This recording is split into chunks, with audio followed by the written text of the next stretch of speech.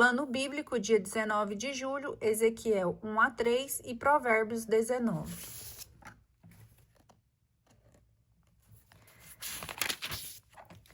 Provérbios 19. Mais vale um pobre que caminha na integridade que um insensato com lábios mentirosos. Sem a ciência, nem mesmo o zelo é bom. Quem precipita seus passos desvia-se. A loucura de um homem leva a um mau caminho. É contra o Senhor que seu coração se irrita. A riqueza aumenta o número de amigos. O pobre é abandonado pelo seu único companheiro. O falso testemunho não fica sem castigo. O que profere mentira não escapará. O homem generoso possui muitos lisonjeiros. Todos se tornam amigos de quem dá. Todos os irmãos do pobre o odeiam, quanto mais os seus amigos. Não hão de se afastar dele? Está em busca de palavras, mas não terás nada. Quem adquire bom senso ama a sua alma. O que observa a sua prudência encontra felicidade. O falso testemunho não fica impune. O que profere mentira perecerá. Não convém o insensato viver entre as delícias, muito menos ainda a um escravo dominar os chefes. Um homem sábio sabe conter sua cólera e tem por honra passar por cima de uma ofensa. Cólera de rei, rugido de leão, favor de rei, orvalho sobre a relva. Um filho insensato é a desgraça de seu pai. A mulher intrigante é uma goteira inesgotável. Casas e bens são a herança dos pais, mas a mulher sensata é um dom do Senhor. A preguiça cai no torpor, a alma indolente terá fome. O que observa o preceito guarda sua vida. Quem cuida do seu proceder morrerá. Quem se apieda do pobre empresta ao Senhor. Quem lhe restituirá o benefício? Corrige teu filho enquanto há esperança, mas não te enfureças até fazê-lo perecer. O homem iracundo sofrerá um castigo. Se o libertares, aumentarás a sua pena. Ouve os conselhos, aceita a instrução. Tu serás sábio para o futuro. Há muitos planos no coração do homem, mas é a vontade do Senhor que se realiza. O encanto de um homem é a sua caridade, mais vale o pobre que o mentiroso. O temor do Senhor conduz à vida. O que possui é saciado, passará a noite, sem a visita da desgraça. O preguiçoso põe sua mão no prato e nem sequer leva à boca. Castiga o zombador e o simples se tornará sábio. Repreende o homem sensato e ele compreenderá por quê. Quem maltrata seu pai, quem expulsa sua mãe, é um filho infame do qual todos se envergonham.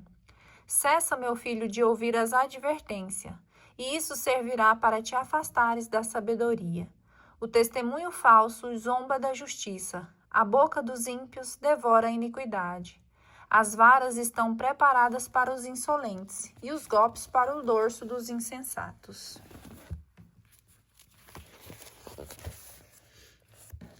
Ezequiel capítulo 1. Visão divina. No 30º ano, no 5º dia do 4º mês, quando me encontrava entre os deportados às margens do rio Cobar, abriram-se os céus e contemplei visões divinas. No 5º dia do mês, era o 5º ano do cativeiro do rei Joaquim. Foi a palavra do Senhor dirigida ao sacerdote Ezequiel, filho de Buzi, na Caldeia, às margens do rio Cobar. Neste lugar veio a mão do Senhor sobre mim. Tive então uma visão. Soprava do lado norte um vento impetuoso, uma espessa nuvem com um feixe de fogo resplandecente. E no centro, saído do meio do fogo, algo que possuía um brilho vermelho. Distinguia-se no centro a imagem de 4 seres que aparentavam possuir forma humana. Cada um tinha 4 faces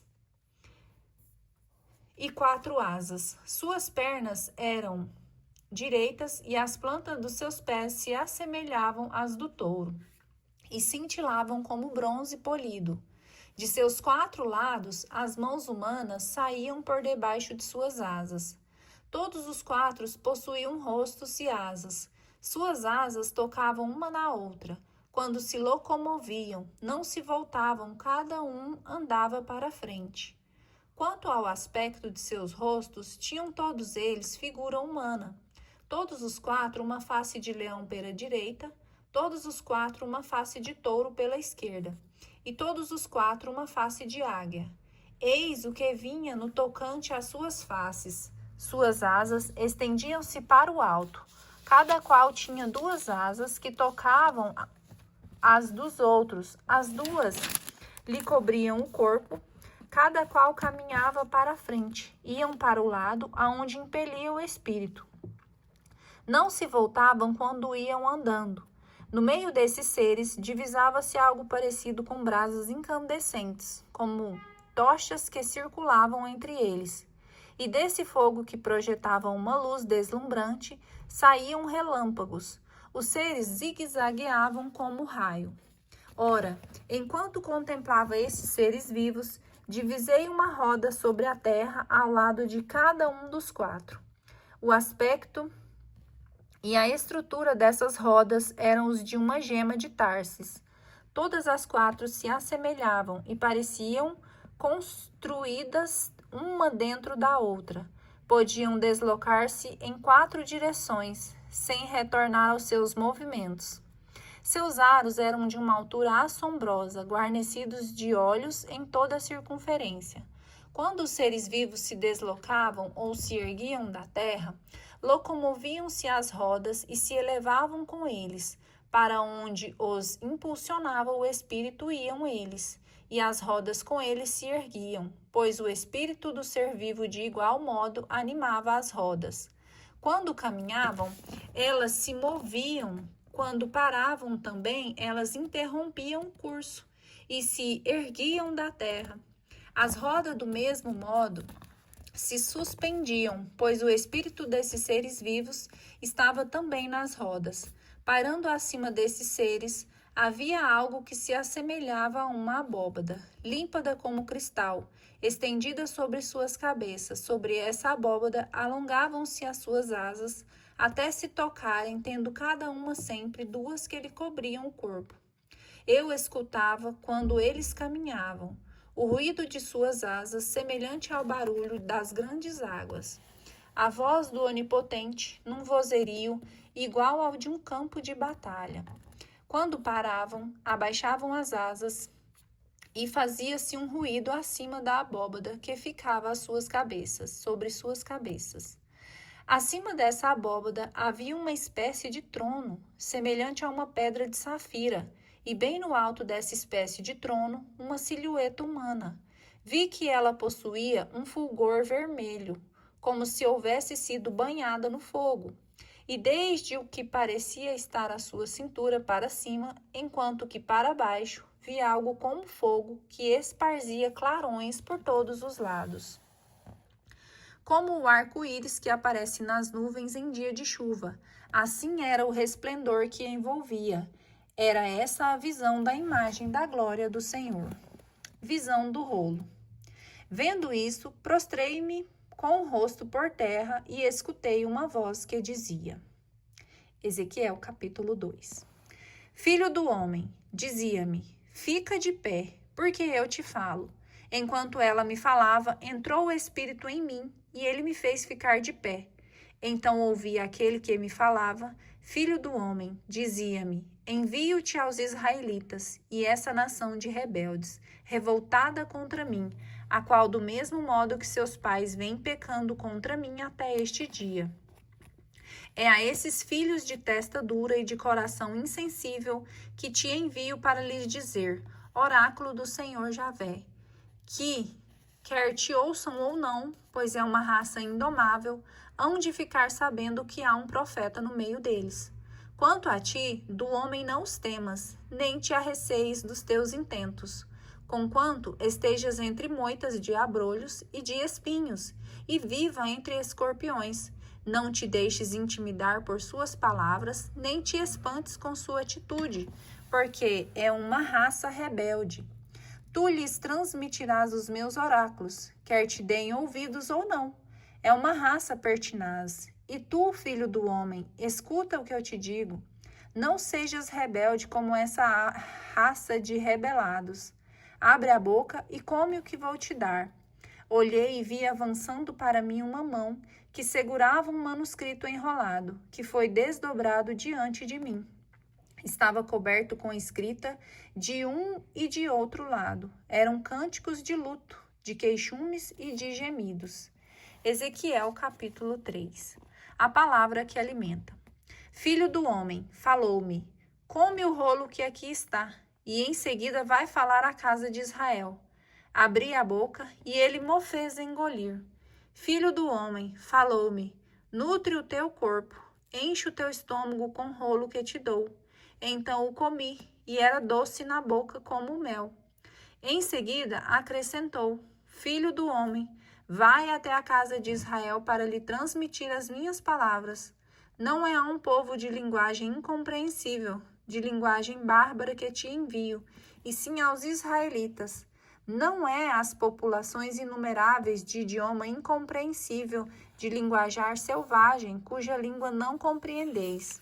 Eles te ouviriam se eu te enviasse a eles.